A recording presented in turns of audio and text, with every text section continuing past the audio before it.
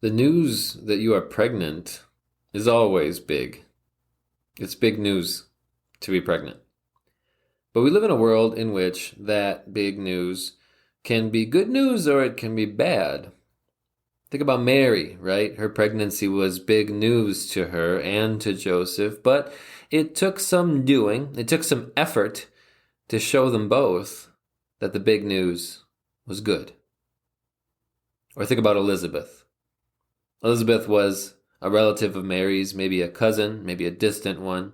Elizabeth was much older than Mary, and while Mary was from the tribe of Judah, Elizabeth and her husband were both Levites, both descendants of Aaron. Zechariah, Elizabeth's husband, was a priest, and Elizabeth was probably a priest's daughter. Elizabeth and Zechariah lived into old age without having any children. Luke tells us that it was Elizabeth who was unable to conceive, which hurt Elizabeth, both that she couldn't have children and that everyone in that culture would always assume it was because of some fault or defect in her. It was a woman's job to give children to her husband. Everyone in that culture would always assume Elizabeth had failed.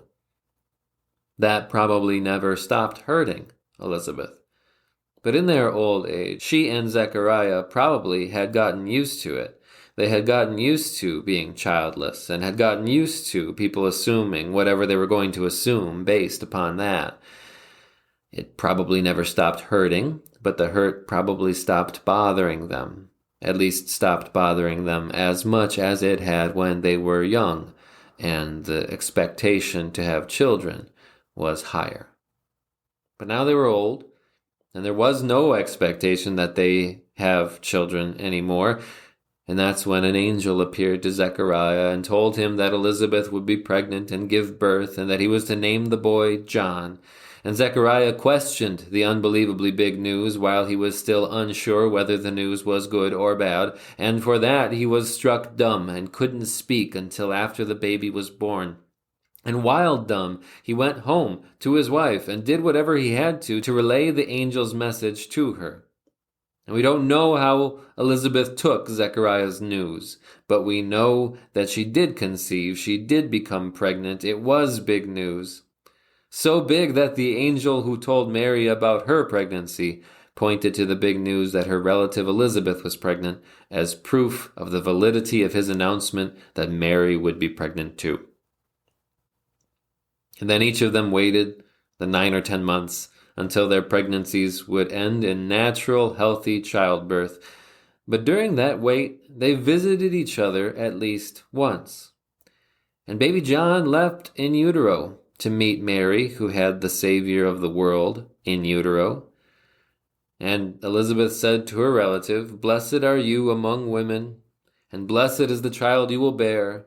But why am I so favored that the mother of my Lord should come to me? As soon as the sound of your greeting reached my ears, the baby in my womb leapt for joy. Blessed is she who has believed that the Lord would fulfill his promises to her." And none of that was news to Mary, what Elizabeth said. But it was big, and was it good? Of course it was, right? There is only one reason that the big news that someone is pregnant could ever be bad, and that reason is sin. We don't have to get into specifics, but the only reason a pregnancy is ever received as bad news is that someone has sinned, and that is also a reason, the only reason, someone would see the news Elizabeth proclaimed to Mary as bad. Sin sees the gospel as bad. Sin sees Jesus as bad news. And that is such good news. That our sin hates Jesus because Jesus came to destroy sin's power over us. There isn't any better news. And Mary's pregnancy was God's fulfillment of his promise to give us that good news. And so was Elizabeth's. Elizabeth got the wonderful news of the miraculous reversal of her lifetime of shame for being childless in a culture that only saw her value in her ability to produce children. Elizabeth received God's mercy, and God erased her status of barren woman. and her son John would preach the good news that his cousin Jesus would bring God's mercy to us all, and by him God has erased our status of sinners. And none of that is news to us.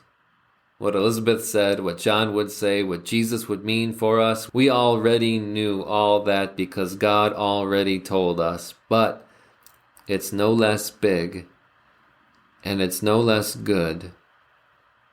Bad news for our sin, the best news for sinners, who are sinners no more, because of the birth of the baby that Elizabeth's baby was born to point to, whom we are all born needing, who was born to save us.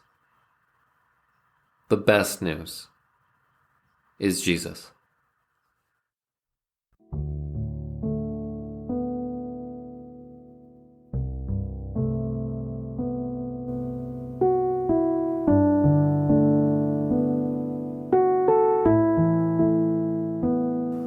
You and I are dust and breath, loved by God, bought by Jesus.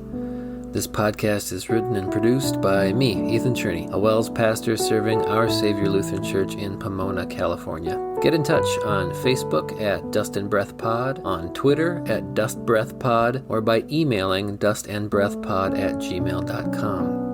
Outro music arranged and performed by Mr. Peter Shawi, who is like an olive tree flourishing in the house of God.